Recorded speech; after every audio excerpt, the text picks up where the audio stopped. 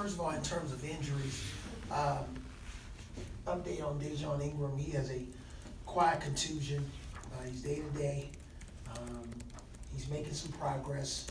Not sure if he'll be able to practice today, but he'll be a game-time decision. Everybody else is good. In terms of our post-game evaluation from the South Carolina game, we really challenged the team to play physically tough, to have a level of mental toughness to overcome adversity and to overcome a lot of challenges that were going to happen throughout that game. And we thought their attitudes were good. They had a look in their eyes where they were really focused. They paid attention to details, specifically some of the areas in our game plan with certain movements and matchups and the way we wanted to play certain situations. They did that at a pretty high level. We had a high rating on defense. And I just thought a lot of our decision-making offensively in the last 3 to 5 minutes of the game was very good. So lots of room for improvement. We're going to need to continue to improve, specifically with rebounding. We did a nice job against South Carolina, and now we're playing against one of the best offensive rebounding teams in the nation in LSU, a team that's arguably a top 10 team in the country. Wherever they're ranked, we think they're a top 10 team in the country.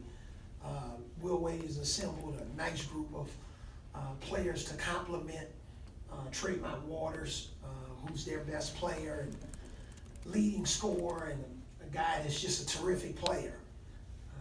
So we just got to do a good job of rebounding the basketball, taking care of the ball on offense, because this is a team that's a steals team, and they turn steals into points. All right, thank you, Coach. Questions, just raise your hand. We'll get a microphone over to you. Let's start with Charlie here on the left. Just wanted to ask about Lawson and what he's brought to this team from an injury standpoint at practice the last 4 years. Lawson has been really amazing. Obviously, he's the go-to guy on our scout team. He's played a lot of different players in this league in 9 conference, and he's done an outstanding job. He's been a solid leader. He works hard. He's another guy that communicates with me about a lot of little things that's happening with the team, just to keep me alert on certain aspects of the heartbeat of our team.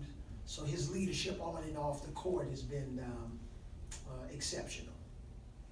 Go second row in the middle,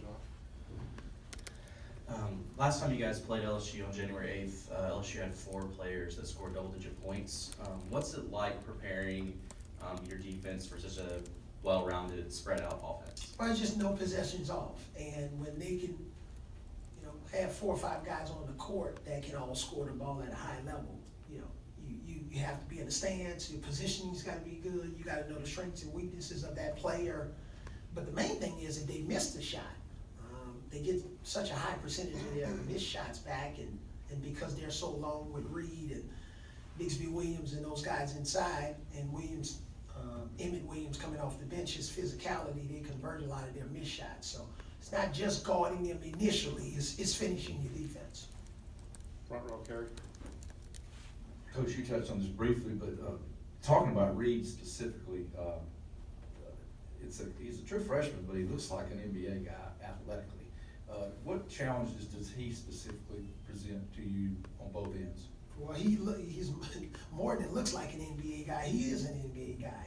His name's showing up on a lot of mock draft boards, and he's a kid that can easily be a one-and-done kid, and his size and length and athleticism, the way he runs the floor. These 2 big guys run the floor as a tandem, as any tandem in the league or in the country. But he can shoot the 3, finishes well with his left and right hand around the basket. I think the way these other guys, big guys, take a lot of pressure off him, sometimes we forget about it. So I just think we got to match his athleticism, and we better be ready to make physical contact without fouling, because if you don't, he'll expose you on the glass. Far left, Tony.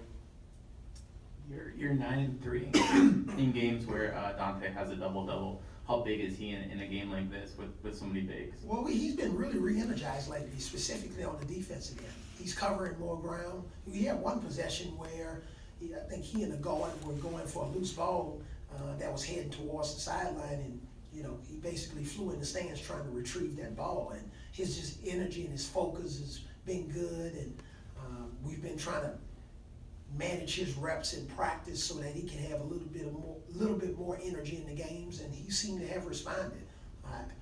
Even when he takes and makes his jump shot at the free throw line, whatever, we just have a lot of confidence in Dante Hall. We have time for a couple more questions, if there are any. Start with Cecil here in the far right. Coach, in the South Carolina game, it certainly seemed like y'all had done a good job of focusing on one game instead of what you need to do over 3 or 4 games. Has the focus continued to be good in practice in terms of not looking for the postseason? Right, we haven't even talked about it recently. We talked about it maybe 3 or 4 weeks ago, but here recently it's all about the preparation. And we just don't want to have any extra pressure on the guys' shoulders.